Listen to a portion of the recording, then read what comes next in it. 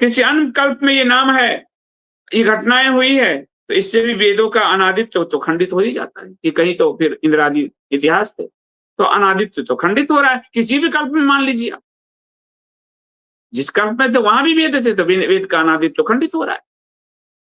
दूसरा फिर समाधान निकाला गया कि ऋषि त्रिकालदर्शी हैं, तो उन्होंने लिख दिया, सारे ऋषि त्रिकालदर्शी थे तो लिख दिया, इसलिए उन्होंने भविष्य की बातें पहले ही बता दी। इसलिए कई बार कहते हैं वाल्मीकि जी ने पहले लिख दिया रामायण, ये सब जो है, तो वो आसान होता है अपने आप को जस्टिफाई करना।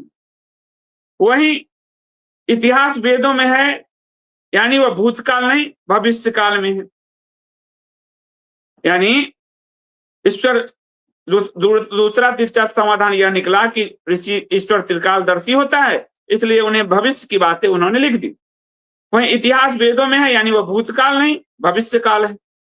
तो गिरधर शर्मा चतुर्वेदी आदि विद्वानों ने इसी प्रकार के समाधान करते हुए परंपरा और शोध दृष्टि दोनों में समन्वय करने का प्रयास किया।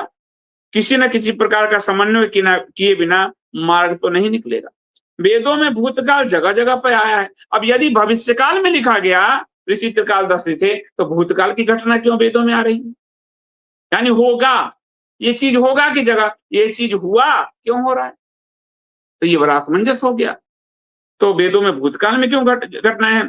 जैसे यज्ञे वशिष्ठ ददर्श वाचम इत्यादि में लिट लकार है, पर पाणिनि आदि उसे सामान्य वाचक मानते हैं। वह भविष्य वाचक भी हो सकता है, वर्तमान कालवाची भी हो सकता है।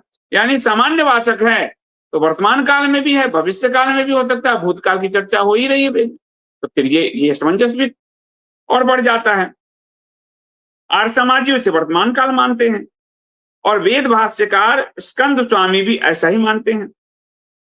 आर्य समाज को इतिहास देखना वेद में बिल्कुल भी पसंद नहीं था और इसीलिए त्रिपाद दामोदर सातवेलकर जो प्रथमतः आर्य समाज के मान्य विद्वान थे, जब उन्होंने वेद में इतिहास के दर्शन कर लिए, इतिहास ढूंढा, तो आर्य समाज छोड़ना पड़ा उन्हें और जयदेव विद्यालंकार आदि ने उनके खंडन में ही कितने ग्रंथ लिख डाले।